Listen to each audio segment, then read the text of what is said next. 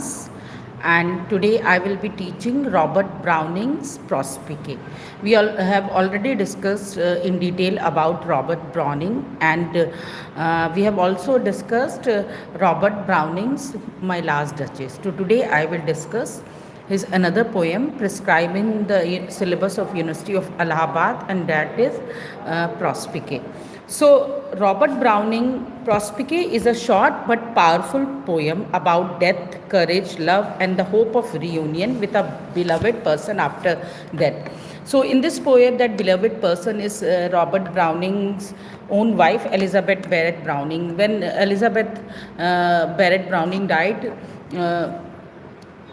Robert Browning was very much devastated with her death, and so he was in depression for some time, and he was very much desperate to meet his beloved after life. So this poem is dedicated to her also. So the title Prospice is Latin for which means looking forward or to look ahead. The poem is generally read in connection with Browning's grief after the death of his wife, Elizabeth Barrett Browning. So it is a subjective poem. It has a personal note. Now coming to stanza 1. So this poem has been divided into 6 stanzas, and 6 stanza.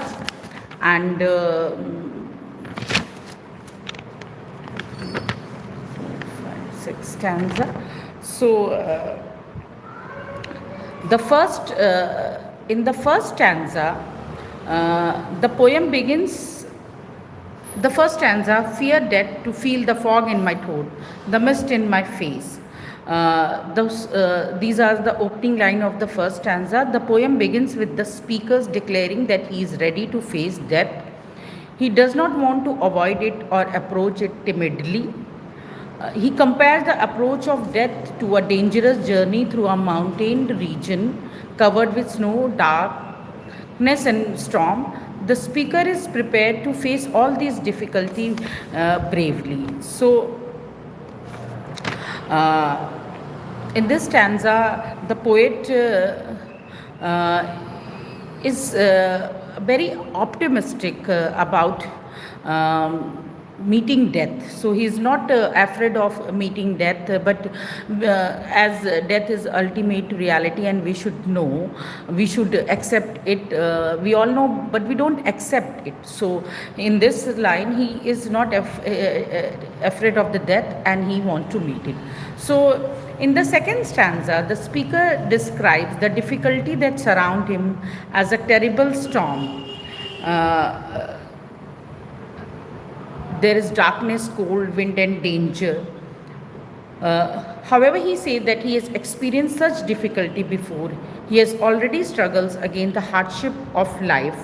And the struggle, he is not afraid of the final struggle. So here final struggle means the ultimate demise or death. The storm becomes a metaphor for life's suffering and death, approaching death. There are lots of pains and suffering in everybody's life, and this is what Victorian poets have depicted in their poem. They have been they are realist, and they have shown the reality of life in their poem. So now in the third stanza, the speaker imagines death as a battle. Now he is comparing death with battle. He is like a warrior who has reached the final stage of combat. So he does not want to surrender or die passively. Instead, he wants to meet death actively and courageously. So this is also an optimistic note that one should not meet death in a very poor way, but one should be courageous. One should meet death courageously. So the important idea here is that death should be confronted, not feared. We should not be afraid of death. So again in the fourth stanza, the speaker accepts that death is unknown. Nobody can completely understand what lies beyond death. Yet she refuses to be frightened by this uncertainty. So here the poet has faith that something meaningful exists beyond death, and his attitude is therefore one of hope rather than despair. So in some culture they believe in rebirth, and some culture they believe afterlife. But everybody believes that there is a life after death also. So here Browning is optimistic that the life after this, the death, is promising, and he has hope, and he has not any despair for that. So the stanza fifth, this is the emotional climax of the poem. So here the speaker imagines that after death he will meet his beloved again. The reference is usually here understood that will be meeting his beloved wife Elizabeth Barrett Browning, his wife who died in 1861, and he wrote this poem after that, though the poem was published in 1864.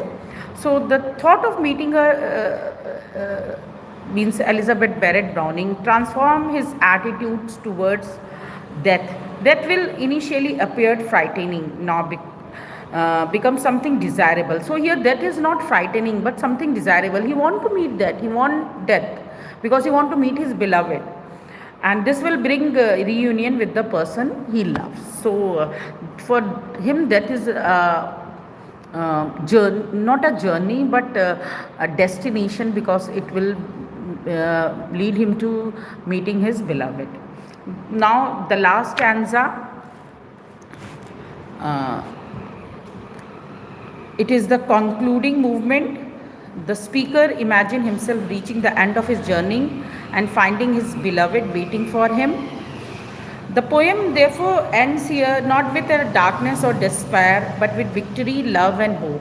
So the poem does not end with optimistic, with a pessimistic note, but on an optimistic note. The speaker attitude can be summed up in the title Prospice, which means looking forward. So he's looking forward to meet his beloved. He looks beyond death toward reunion and eternal love. So the central message of Prospice is that death should be faced with courage and hope rather than fear. One should not be afraid of death. Browning presents death as the final challenge of human life, but he refuses to regard it as annihilation.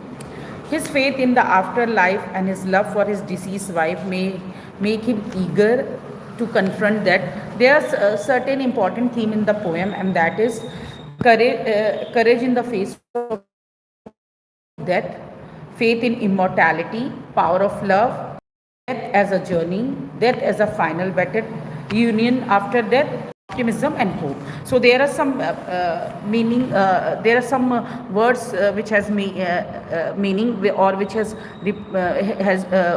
Browning has taken it, used it at metaphorically or symbolically. Like for the place, he means the moment of death, and by the post of the foe, he means the place where the fear of death stand and await the one about to die.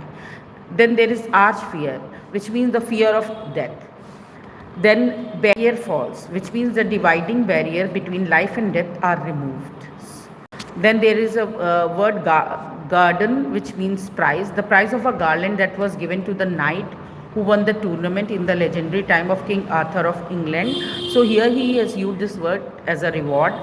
Then black minute, which is the minute of death.